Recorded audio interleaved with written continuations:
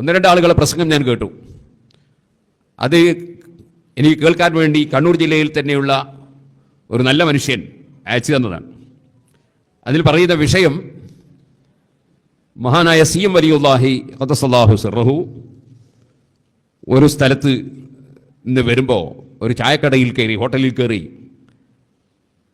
ചായ കുടിച്ച് സംഖ്യ കൊടുക്കാതെ ഇറങ്ങിയെന്നും അപ്പോൾ ഹോട്ടൽക്കാരൻ പിടിച്ചു വെച്ചുവെന്നും അങ്ങനെ ആ ഹോട്ടൽ പിന്നീട് കത്തിപ്പോയി എന്നുമാണ് പറയുന്നത്.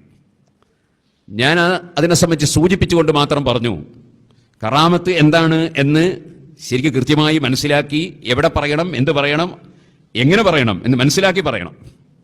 അതില്ലെങ്കിൽ കറാമത്തിനെ സംബന്ധിച്ച് തെറ്റിദ്ധാരണകൾ വരും. സുന്നത്ത് ജമാഅത്തിൽ തെറ്റിദ്ധാരണ ഉണ്ടാക്കാൻ പാടില്ല.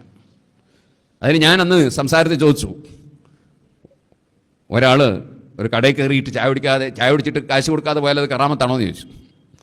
വാസ്തവത്തിൽ ഞാൻ ആ പ്രസംഗത്തിൽ ചോദിച്ചത്, ഇത് പറഞ്ഞ ആളെ വിളിച്ചിട്ട് ഞാൻ ചോദിച്ചു, നിങ്ങൾക്ക് അത് അങ്ങനെ ഒരു സംഭവം ഉണ്ടായി എന്നതിന് എന്താണ് തെളിവ്? അപ്പോൾ ഒരാൾ പറഞ്ഞതാണെന്ന് പറഞ്ഞു. അയാളോട് ആര് പറഞ്ഞതാണ്? അങ്ങനെ അദ്ദേഹത്തോട് പോയി ചോദിച്ചിട്ട് പറഞ്ഞു, അയാളോട് ആര് പറഞ്ഞാന്നൊരു പിടുത്തമില്ല, യാതൊരു അഡ്രസ്സും ഇല്ല. ഇങ്ങനെയാണോ കറാമത്ത് പറയേണ്ടത്?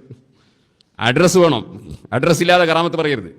കഫാബിൽ മറി ഖദിബൻ അൻ യുഹദ്ദിസ ബികുല്ലി മാ സമിഅ, കേൾക്കുന്നതൊക്കെ പറഞ്ഞാൽ കളവായി തീരുമെന്ന് നബി സല്ലല്ലാഹു അലൈഹി വസല്ലം പറഞ്ഞിട്ടുണ്ട്. ആ അദബ് നമ്മൾ പാലിക്കണം. അപ്പോൾ ഒന്ന്, ആ പറഞ്ഞതിന് അഡ്രസ്സ് കിട്ടിയില്ല, പറഞ്ഞ ആളെടുത്ത് അഡ്രസ്സില്ല. രണ്ടാമത്തത്, ഒരാളുടെ കടയിൽ കയറി ചായ കുടിച്ചിട്ട് കേസ് കൊടുക്കാതെ ഇറങ്ങി എന്ന ഒരു സംഭവം ഒരു മഹാനെ സംബന്ധിച്ച് പറയാൻ പാടില്ല. സംഭവം നടന്നോ ഇല്ലേ എന്നത് മറ്റൊന്നാണ്. മഹാന്മാരിൽ പലതരക്കാരുണ്ട്.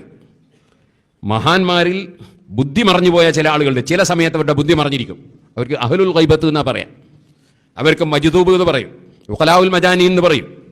ഉഖലാഉൽ മജാനി എന്ന് പറഞ്ഞാൽ അതിൻ്റെ അർത്ഥം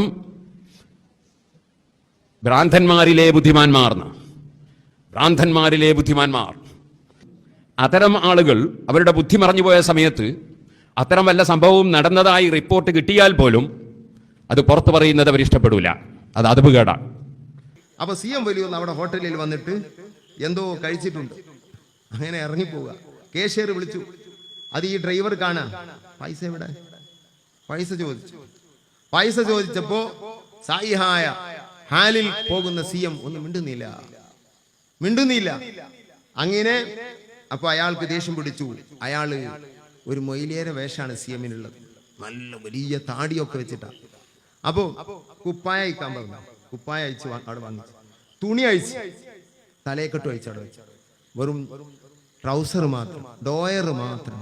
സുബ്ഹാനല്ലാഹ്. ഇത് ഭക്ഷണം കഴിക്കുന്ന അദ്ദേഹം കാണുകയാണ്. അദ്ദേഹത്തിനെതിരെ വിഷമായി. എങ്ങനെ ഒരു ഉസ്താദല്ലേ, ഇയാൾ എന്തേ ചെയ്തത്? വല്ലാത്തൊരു വിഷമായി. നേരെ പുറത്തിറങ്ങിയങ്ങാണ്ട് അപ്പൊ CM-നെ അദ്ദേഹം ഓലങ്ങനെ കിടക്കുന്നുണ്ട് ഒരു കല്ലട്ടിയുടെ മുകളിൽ. ഞാൻ ചെന്നിട്ട് ഇതൊരു മഹാനാണെന്ന് മനസ്സിലാക്കി. എൻ്റെ വണ്ടിയിൽ പോരണോന്ന് വെച്ചു. ലോറി ഡ്രൈവറല്ലേ, എന്നറിഞ്ഞ് കയറി.